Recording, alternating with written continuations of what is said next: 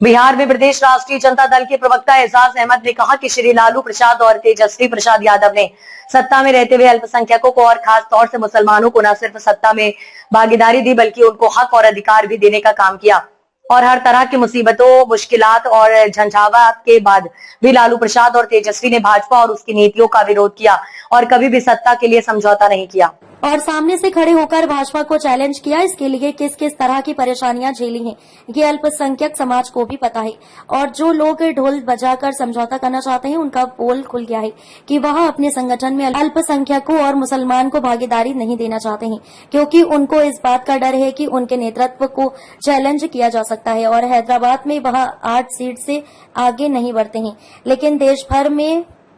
Perception की राजनीति के लिए और सेक्युलर ताकतों को कमजोर करने के लिए थोक के भाव से चुनाव लड़ते हैं। इस तरह से कोई भी चुनावी समझौता नहीं होता है। AIM अपनी राजनीति को जज्बाती नारों और जज्बाती बातों के सहारे बिहार में नहीं चला सकती है। बिहार के लोग ऐसे नारों और बातों से हमेशा बिहार के मुसलमान दूर रह रहे हैं और लालू प्रसाद जैसे नेताओं के साथ खड़े रहे हैं, क्योंकि लालू प्रसाद जी हमेशा सांप्रदायिक शक्तियों के खिलाफ मजबूती से लड़ते रहे और तेजस्वी प्रसाद ने नफरत के खिलाफ नौकरी और रोजगार वाली राजनीति को बढ़ावा देकर 2024 के लोकसभा चुनाव में भाजपा को कमजोर करने का काम किया है। ये सबको पता है। प्रसाद जी ने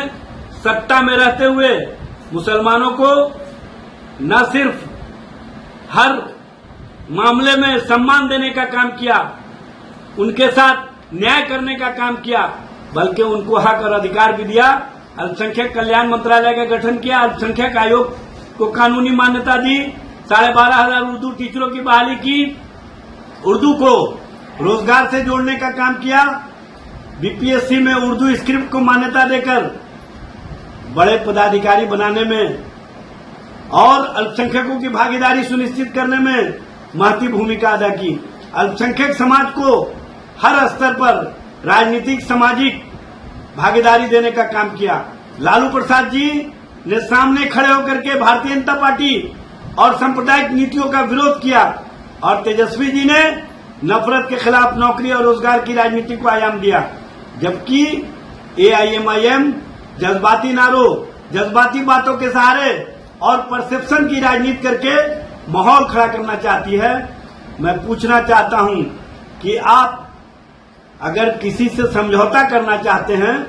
तो ढोल बजा करके समझौता नहीं होता है। आपने ढोल बजा करके अपना ही पोल खोल दिया, क्योंकि आपके पास संगठन नहीं है। आप मुसलमानों की संगठन में भागीदारी नहीं देना चाहते हैं, क्योंकि आपको और आपके नेतृत्व को इस बात का डर है कि कोई दूसरा हमारे सामने नेतृत्व खड़ा हो जाएगा। ये जो सोच आपकी है, उस सोच को बिहार का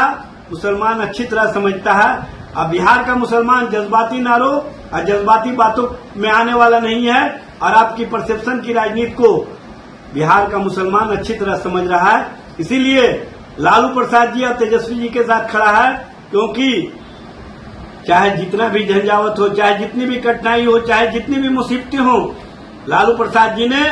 कभी भी भाजपा या भाजपा की नीतियों से समझौता नहीं किया, बल्कि सामने खड़े होकर के लालू प्रसाद जी और तेजस्वी जी ने सारे झंझावत और मुसीबतों को झेलने का काम किया और भारत के संविधान और संवैधानिक व्यवस्था की मजबूती के लिए जो काम किए हैं वो